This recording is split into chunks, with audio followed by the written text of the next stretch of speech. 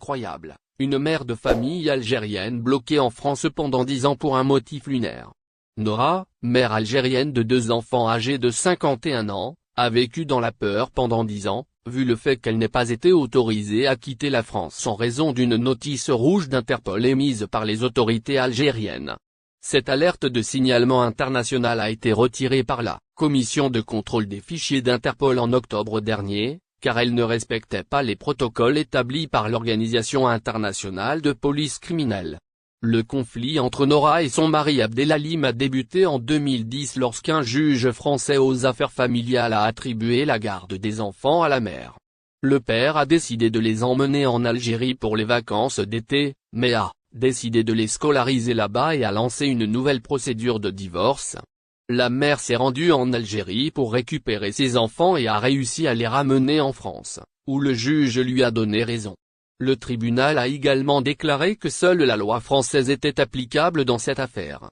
Cependant, la justice algérienne a lancé un mandat d'arrêt contre Nora pour enlèvement et détournement de mineurs, et a demandé son extradition à la France. Elle a été condamnée par contumace à 20 ans de réclusion criminelle. La mère de famille a découvert l'existence de la notice rouge en 2011, mais a décidé de ne pas la contester.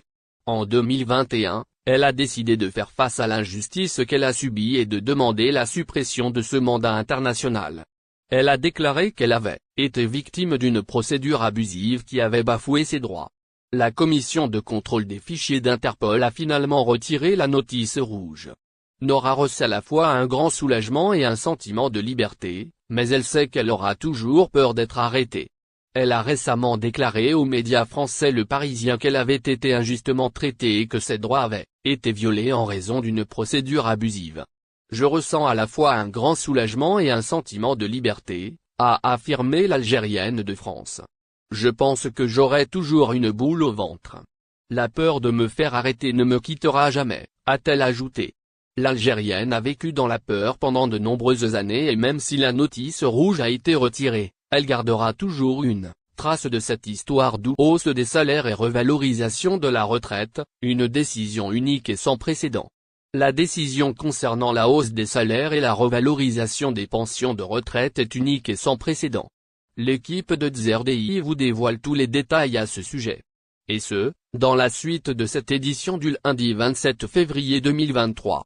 Vendredi dernier, le président de la République, Abdelmadjid Tebboune, s'est exprimé sur la dernière directive adressée au ministère du Travail. Celle qui porte sur la hausse des salaires et la revalorisation des pensions de retraite, faisant savoir qu'il s'agit d'une décision unique et sans précédent.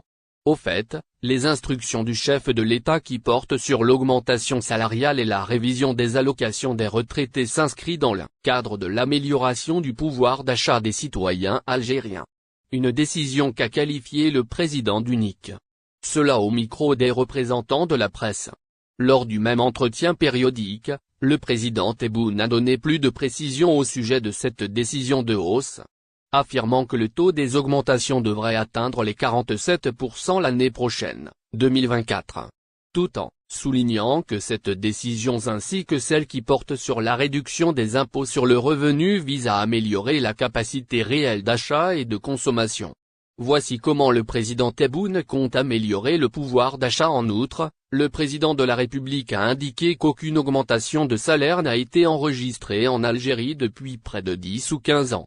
Ajoutant que le gouvernement algérien lutte contre toutes les formes de spéculation et de corruption. Et ce, afin de garantir le pouvoir d'achat des citoyens. Le média algérien El Watan rapporte l'information. Rappelons par ailleurs que le ministre du Travail, de l'Emploi et de la Sécurité sociale, Youssef Chera, a levé le voile sur la date du versement des hausses salariales, ainsi que les pensions des retraités. Effectivement, cela est prévu avant le mois sacré de Ramadan 2023. Soit à partir du 10 jusqu'au 20 mars. Abolition des accords d'Évian avec l'Algérie. Le Conseil d'État français refuse. Le Conseil d'État français refuse l'abolition des accords d'Évian avec l'Algérie. ZRDI vous dévoile plus de détails à ce propos dans la suite de cette édition du 27 février 2023. En effet, l'association française Grand Maghreb a écrit au Conseil d'État français, lui demandant l'abolition des accords d'Évian, conclus avec l'Algérie. L'association a joint un justificatif à sa requête, dans lequel elle indique que les signataires de cet accord du côté algérien n'étaient pas compétents et ont été naïfs et trompés. Car ils ne savaient pas quelles conséquences allaient découler des autorisations qu'ils accordaient à la France.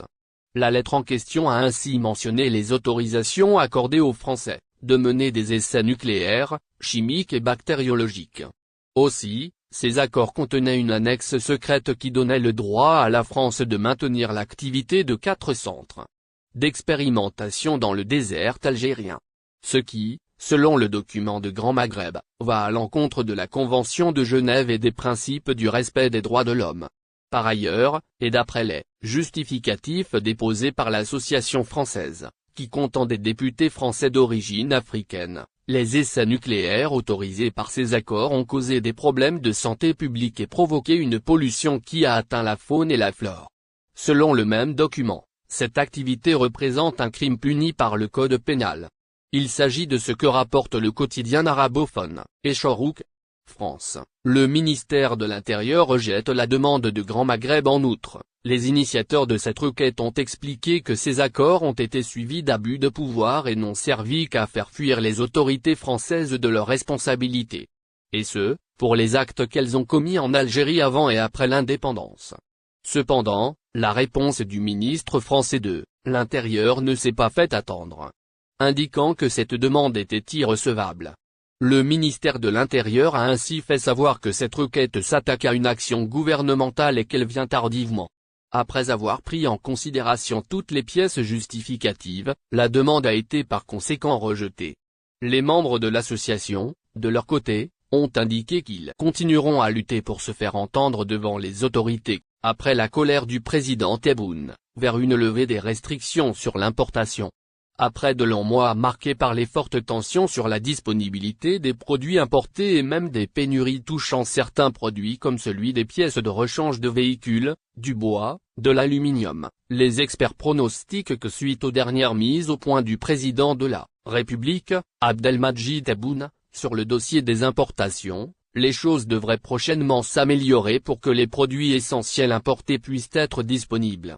En effet, lors de son entrevue périodique avec des représentants de médias nationaux, diffusée vendredi dernier sur les médias nationaux, le président de la République a déclaré que les pénuries sur le marché étaient inacceptables compte tenu de la disponibilité de la production locale et de l'autorisation de l'importation. N'oubliez pas, abonnez-vous à notre chaîne Olive News et activez les notifications pour recevoir nos publications en temps réel.